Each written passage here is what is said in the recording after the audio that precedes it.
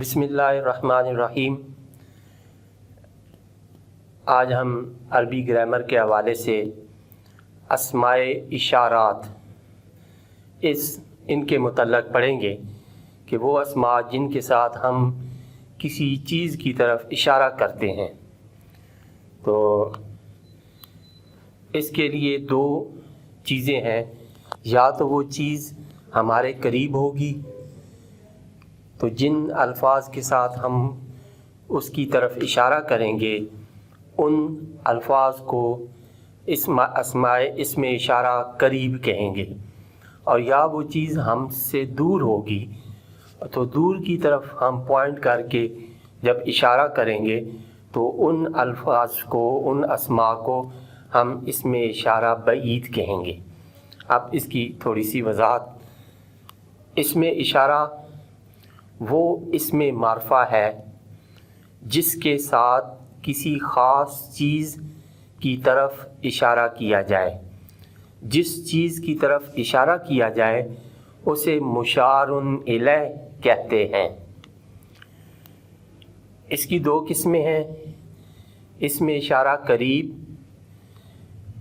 اگر مشار الیہ نزدیک ہو تو درج ذیل الفاظ استعمال کرتے ہیں۔ مذکر واحد کے لیے ھذا، مذکر تثنیہ کے لیے ھذان، اور مذکر جمع کے لیے ھؤلاء۔ اسی طرح مؤنث واحد کے لیے ھذہ، مؤنث تثنیہ کے لیے ھاتان، اور مؤنث جمع کے لیے ھؤلاء۔ اور اس کی دوسری قسم اسم اشارہ بعید، اگر مشار الیہ دور ہو تو درج ذیل الفاظ استعمال کرتے ہیں۔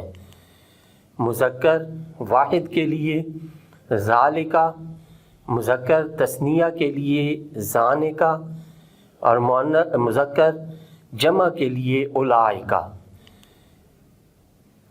اور اگر مشار الیہ مؤنث ہو تو مؤنث واحد کے لیے تلک، مؤنث تثنیہ کے لیے تانک، اور مؤنث جمع کے لیے اولئک۔ ھذا یہ ایک، ھذان یہ دو، ھؤلاء یہ سب، ھذہ یہ ایک تانیث کے لیے، ھاتان یہ دو، ھؤلاء یہ سب۔ اور اس میں اشارہ بعید ذالک وہ ایک، ذانک وہ دو، اولئک وہ سب۔ تانیث کے لیے تلک وہ ایک، تانک وہ دو، اولئک وہ سب۔ نوٹ، یہاں ایک اہم نقطہ ہے کہ جیسا مشار الیہ ہوگا ویسا ہی اسم اشارہ ہوگا۔ اگر مشار الیہ یعنی جس کی طرف ہم اشارہ کر رہے ہیں اگر وہ مذکر ہوگا تو اس کے لیے اسم اشارہ بھی مذکر استعمال ہوگا۔ اگر مشار الیہ جس کی طرف ہم اشارہ کر رہے ہیں وہ مؤنث ہوگا تو اس میں اشارہ بھی مؤنث استعمال کیا جائے گا۔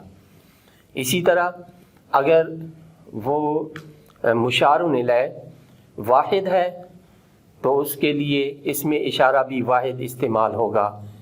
اگر اسم اشارہ مشار الیہ تثنیہ یعنی دو ہیں تو اس کے لیے اسم اشارہ بھی تثنیہ کا استعمال کیا جائے گا۔ اور اسی طرح اگر مشار الیہ جس کی طرف اشارہ کیا جا رہا ہے، پوائنٹ کیا جا رہا ہے، وہ جمع ہے تو اس کے لیے اسم اشارہ بھی جمع استعمال ہوگا۔ جزاکم اللہ۔